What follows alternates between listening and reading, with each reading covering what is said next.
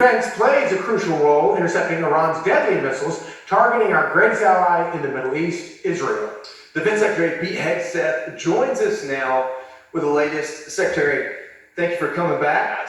It's probably a little bit different being in that seat as opposed to this one, but in all seriousness, Americans are concerned. They see what's happening in Israel. They see what's happening with Iran.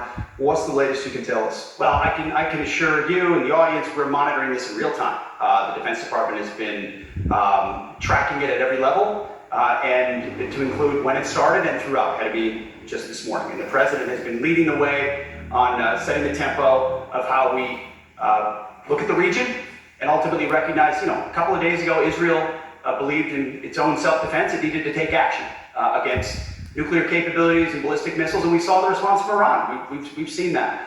The U.S. is postured to defend our people in the region. We've got significant assets in the region. We are robustly postured to ensure that our people, our bases, our interests are safe, and we're continuing to monitor any forces we would need to do that, capabilities we would need to do that. We will keep Americans safe, and you saw what Secretary Rubio said in his first statement opening. Ultimately, it should be clear to Iran that they should not turn their gaze to the United States. That would be a bad idea. And the President continues to message that he prefers peace. He prefers a solution to this that is resolved at the table. Iran still has an option for that, but Israel took what it believed it needed to do in self-defense strikes. And based on that first day, they were quite effective. Yeah, I think a lot of people were encouraged by that conversation that Donald Trump had, saying, hey, I'm still here available for negotiations.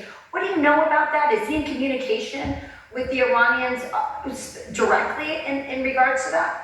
Well, the American people can be assured that President Trump is dialed in. This is not an auto pen moment. We had that where the world saw our gaze distracted or not paying attention at all. President Trump's dialed in. I get to see it every single day. He knows every single dynamic of what's going on here. And I'll tell you what he's doing, Rachel. He's putting America first.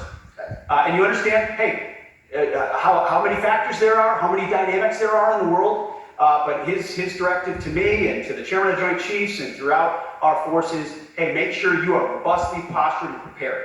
And we are. Has there been anything about the initial attack or the response that has surprised anybody in our government? Obviously, we weren't, there's some things that we're not going to know about. Right. However, it was, in many ways, we understood what Iran's capabilities are. We understand, for the most part, what Israel's capabilities are.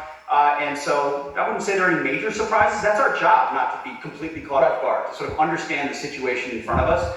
And then calibrate accordingly and provide maximum decision space to the President of the United States to keep Americans safe. So I wouldn't say we were really surprised by any dynamic of the back and forth that's been ongoing, but we're monitoring it closely. The Israeli people have the Iron Dome. We've seen it be very effective. There are a lot of U.S. troops in the region and other countries, so we have the assets in the region now to protect our troops similarly.